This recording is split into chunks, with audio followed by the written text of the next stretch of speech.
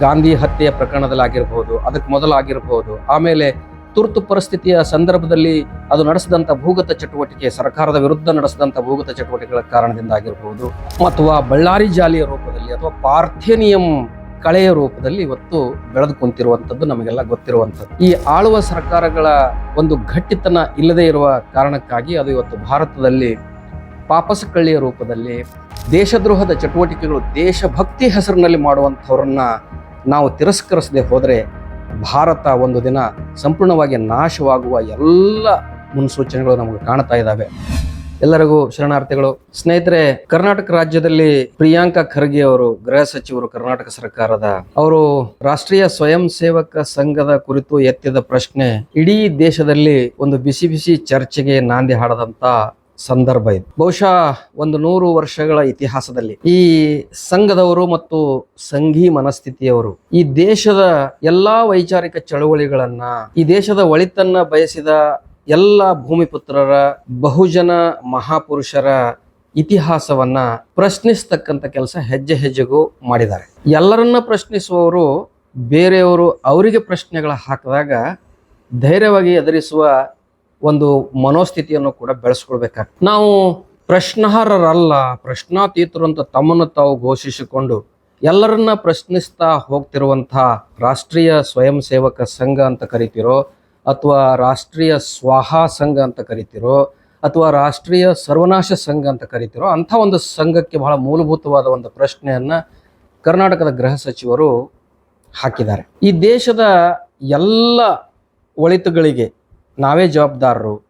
ಇಲ್ಲಿರುವ ಹಿಂದಿನ ಬಹುಜನರ ಒಂದು ಜ್ಞಾನ ಪರಂಪರೆ, ಅದು ವೈದಿಕ ಜ್ಞಾನ ಪರಂಪರೆ ಅಂತ ತಿರ್ಸ್ತಾ ಎಲ್ಲದಕ್ಕೂ ಹಕ್ಕು ಸ್ವಾಮ್ಯವನ್ನ, ಅದರ ಮೇಲೆ ಯಜಮಾನಿಕೆಯನ್ನು ಸ್ಥಾಪಿಸ್ತಿರತಕ್ಕಂಥ ಸಂಘದವರು ಅಕೌಂಟಬಿಲಿಟಿ ಪ್ರಶ್ನೆ ಬಂದಾಗ ಬಹಳ ನುಣುಚ್ಕೊಂಡು ದೂರ ಹೋಗುವಂಥ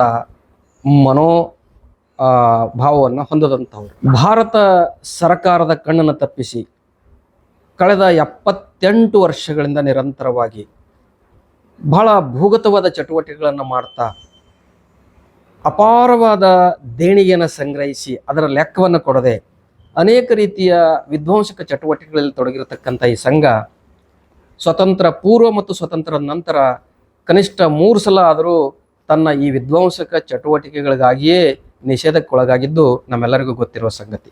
ಆ ಸಂಘಟನೆ ಒಂದು ವಿವಾದಾತ್ಮಕವಾದ ಸಂಘಟನೆ ಹೊರತು ವಿವಾದಾತೀತವಾದ ಸಂಘಟನೆ ಅಲ್ಲ. ಆ ಕಾರಣದಿಂದಲೇ ಅದು ಗಾಂಧಿ ಹತ್ಯೆಯ ಪ್ರಕರಣದಲ್ಲಾಗಿರ್ಬೋದು, ಅದಕ್ಕೆ ಮೊದಲಾಗಿರ್ಬೋದು, ಆಮೇಲೆ ತುರ್ತು ಪರಿಸ್ಥಿತಿಯ ಸಂದರ್ಭದಲ್ಲಿ ಅದು ನಡೆಸಿದಂಥ ಭೂಗತ ಚಟುವಟಿಕೆ, ಸರ್ಕಾರದ ವಿರುದ್ಧ ನಡೆಸಿದಂಥ ಭೂಗತ ಚಟುವಟಿಕೆಗಳ ಕಾರಣದಿಂದ ಆಗಿರ್ಬೋದು, ಆಮೇಲೆ ಬೇರೆ ಧರ್ಮದವರ ಪ್ರಾರ್ಥನಾ ಮಂದಿರಗಳನ್ನು ಧ್ವಂಸ ಮಾಡತಕ್ಕಂಥ, ಅವುಗಳ ಎದುರುಗಡೆ ಕುಚೇಷ್ಟೆಯನ್ನು ಮಾಡತಕ್ಕಂಥ ಕೆಲಸ ಮಾಡಿದ್ದಕ್ಕಾಗಿ ಅದು ಅನೇಕ ವೇಳೆ ನಿಷೇಧಕ್ಕೊಳಗಾಗಿ ಈ ಆಳುವ ಸರ್ಕಾರಗಳ ಒಂದು ಗಟ್ಟಿತನ ಇಲ್ಲದೆ ಇರುವ ಕಾರಣಕ್ಕಾಗಿ ಅದು ಇವತ್ತು ಭಾರತದಲ್ಲಿ ಪಾಪಸ ಕಳ್ಳಿಯ ರೂಪದಲ್ಲಿ ಅಥವಾ ಬಳ್ಳಾರಿ ಜಾಲಿಯ ರೂಪದಲ್ಲಿ ಅಥವಾ ಪಾರ್ಥೇನಿಯಂ ಕಳೆಯ ರೂಪದಲ್ಲಿ ಇವತ್ತು ಬೆಳೆದು ಕುಂತಿರುವಂಥದ್ದು ನಮಗೆಲ್ಲ ಗೊತ್ತಿರುವಂಥದ್ದು. ನಿನ್ನೆ ಮೊನ್ನೆ ಸಾಮಾಜಿಕ ಜಾಲತಾಣದಲ್ಲಿ ಒಬ್ಬ ಮಾಜಿ ಸಂಘದ ಪ್ರಚಾರಕ, ಸ್ವಯಂ ಸೇವಕ, ಸಂಘದಲ್ಲಿ ಯಾವ ರೀತಿ ದೇಣಿಗೆಯನ್ನು ಅಕ್ರಮವಾಗಿ ಸಂಗ್ರಹಿಸಲಾಗ್ತದೆ, ಅದನ್ನು ಹೇಗೆ ಖರ್ಚು ಮಾಡಲಾಗ್ತದೆ ಅನ್ನೋದು ಬಹಳ ಮಾರ್ಮಿಕವಾಗಿ ಬರೆದಿದ್ದು ವೈರಲ್ ಆಗಿರೋದು ನೀವೆಲ್ಲ ನೋಡಿದ್ದೀರಿ.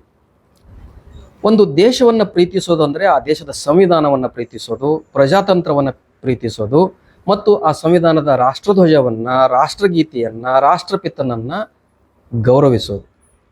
ರಾಷ್ಟ್ರೀಯ ಸ್ವಯಂ ಸೇವಾ ಸಂಘ ರಾಷ್ಟ್ರವನ್ನು ಪ್ರೀತಿಸೋದಿಲ್ಲ, ರಾಷ್ಟ್ರದ ಸಂವಿಧಾನವನ್ನು ಪ್ರೀತಿಸೋದಿಲ್ಲ. ರಾಷ್ಟ್ರದ ಬಹುಜನ ಚಳುವಳಿಯ ನೇತಾರರಾದಂಥ ಗೌತಮ ಬುದ್ಧ ಆಗಿರ್ಬೋದು, ಬಸವಣ್ಣ ಆಗಿರ್ಬೋದು, ವಿವೇಕಾನಂದ ಆಗಿರ್ಬೋದು, ಶಿವಾಜಿ ಆಗಿರ್ಬೋದು, ಇವರು ಯಾರನ್ನೂ ಪ್ರೀತಿಸೋದಿಲ್ಲ. ಆದರೆ ಸಾಂದರ್ಭಿಕವಾಗಿ ಇವರೆಲ್ಲರನ್ನ ಹೈಜಾಕ್ ಮಾಡ್ತಾ ಮತ ಬ್ಯಾಂಕ್ ಆಗಿ ಪರಿವರ್ತನೆ ಮಾಡುವಂಥ ಕೃತ್ಯಗಳು ಅನೇಕ ವೇಳೆ ಮಾಡ್ತಾ ಇರೋದನ್ನು ನಾವು ನೋಡಿದ್ದೇವೆ. ಈ ದೇಶವನ್ನು ಪ್ರೀತಿಸೋದಂದರೆ ಈ ದೇಶದ ಕಾನೂನಿಗೆ ಬದ್ಧರಾಗಿ ತಮ್ಮ ಸಂಸ್ಥೆಯನ್ನು ನೋಂದಣಿ ಮಾಡಬೇಕು.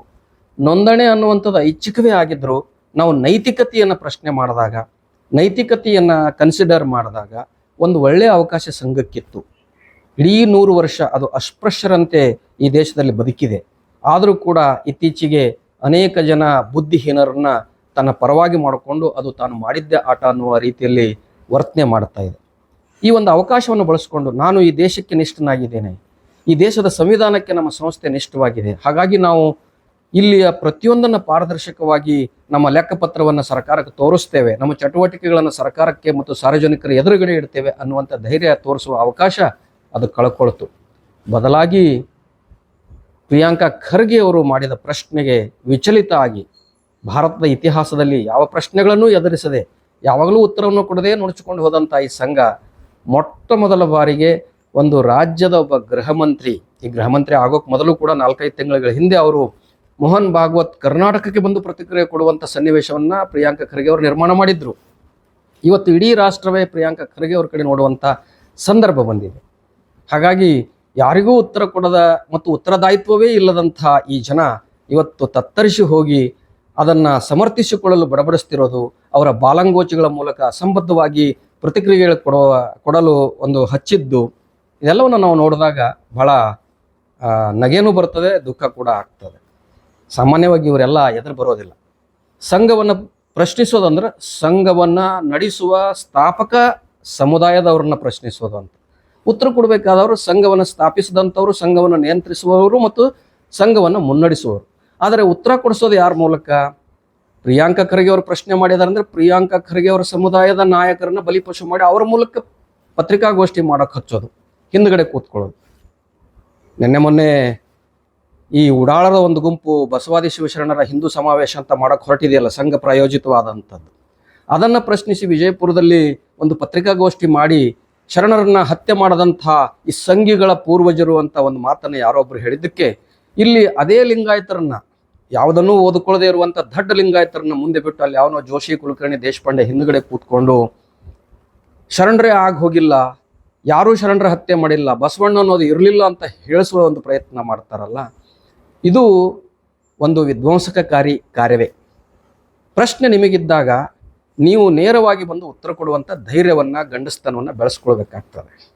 ಹಾಗಾಗಿ ಪ್ರಿಯಾಂಕಾ ಖರ್ಗೆ ಅವರು ಏನು ಪ್ರಶ್ನೆ ನೆತ್ತಿದ್ದಾರೆ, ಇದು ಪ್ರತಿಯೊಬ್ಬ ದೇಶಾಭಿಮಾನಿ ಭಾರತೀಯ ಪ್ರಶ್ನೆ ಆಗಬೇಕು. ದೇಶದ್ರೋಹದ ಚಟುವಟಿಕೆಗಳು, ದೇಶಭಕ್ತಿ ಹೆಸರಿನಲ್ಲಿ ಮಾಡುವಂಥವ್ರನ್ನ ನಾವು ತಿರಸ್ಕರಿಸದೆ ಹೋದರೆ ಭಾರತ ಒಂದು ದಿನ ಸಂಪೂರ್ಣವಾಗಿ ನಾಶವಾಗುವ ಎಲ್ಲ ಮುನ್ಸೂಚನೆಗಳು ನಮಗೆ ಕಾಣ್ತಾ ಇದ್ದಾವೆ. ಹಾಗಾಗಿ ನಾವೆಲ್ಲರೂ ಪ್ರಿಯಾಂಕಾ ಖರ್ಗೆ ಅವರ ಜೊತೆಗಿದ್ದೇವೆ. ನಮ್ಮೆಲ್ಲರ ಪ್ರಶ್ನೆ ಒಂದೇ, ರಾಷ್ಟ್ರೀಯ ಸ್ವಯಂ ಸೇವಕ ಸಂಘ ನಿಜವಾಗಿಯೂ ತಾನೊಂದು ದೇಶಭಕ್ತ ಸಂಘ ಅನ್ನೋದನ್ನು ತೋರಿಸಬೇಕಾದ್ರೆ ಅದು ಭಾರತ ಸರ್ಕಾರದ ಸಂವಿಧಾನದ ಅಡಿಯಲ್ಲಿ ಸೊಸೈಟಿ ರಿಜಿಸ್ಟ್ರೇಷನ್ ಆ್ಯಕ್ಟ್ ಅಂಡರಲ್ಲಿ ತನ್ನ ಸಂಸ್ಥೆಯನ್ನು ನೋಂದಾಯಿಸಿಕೊಂಡು ತಾನು ನಡೆಸುವ ಪ್ರತಿಯೊಂದು ಚಟುವಟಿಕೆ ಮತ್ತು ಹಣಕಾಸಿನ ಲೆಕ್ಕಪತ್ರಗಳನ್ನು ಪಾರದರ್ಶಕವಾಗಿ ಸಾರ್ವಜನಿಕರಿಗೆ ಎದುರುಗಡೆ ಇರತಕ್ಕಂಥ ಒಂದು ಗಂಡಸ್ತನವನ್ನು, ಧೈರ್ಯವನ್ನು, ನೈತಿಕತೆಯನ್ನು ಪ್ರದರ್ಶನ ಮಾಡಲಿ ಅಂತ ಆಶಿಸ್ತೇವೆ. ಅದು ಮಾಡೋದಿಲ್ಲ ಅಂತ ಕೂಡ ಭಾಳ ಧೈರ್ಯವಾಗಿ, ಭಾಳ ಕಾನ್ಫಿಡೆನ್ಸ್ ಆಗಿ ನಾವು ಹೇಳ್ತೇವೆ. ಯಾಕಂದ್ರೆ ಆ ನೈತಿಕತೆ ಅದಕ್ಕೆ ಇಲ್ಲ ಅನ್ನೋದು ನಮ್ಮೆಲ್ಲರಿಗೂ ಗೊತ್ತಿರುವಂಥ ಸಂಗತಿ. ಹಾಗಾಗಿ ನಾವೆಲ್ಲರೂ ಸಂಘವನ್ನು ಒಂದು ದೇಶದ್ರೋಹಿ ಸಂಸ್ಥೆಯಾಗಿಯೇ ನಮ್ಮ ಜನಕ್ಕೆ ಪರಿಚಯಿಸುವ ಕೆಲಸವನ್ನು ಮಾಡೋಣ. ಭಾರತವನ್ನು ಈ ಗಿಡುಗಳಿಂದ ರಕ್ಷಿಸೋಣ ಅಂತ ಹೇಳ್ತಾ ನಾನು ಮಾತನ್ನು ಮುಗಿಸ್ತೇನೆ. ಶರಣಾರ್ಥಿ. ಮತ್ತಷ್ಟು ವಿಶೇಷ ವಿಡಿಯೋಗಳನ್ನು ನೋಡಲು ಮತ್ತು ಹೊಸ ವಿಡಿಯೋಗಳ ಬಗ್ಗೆ ತಿಳಿಯಲು EDina.com ಯೂಟ್ಯೂಬ್ ಚಾನೆಲ್ ಸಬ್ಸ್ಕ್ರೈಬ್ ಮಾಡಿ ಮತ್ತು ಬೆಲ್ ಐಕಾನ್ ಕ್ಲಿಕ್ ಮಾಡಿ.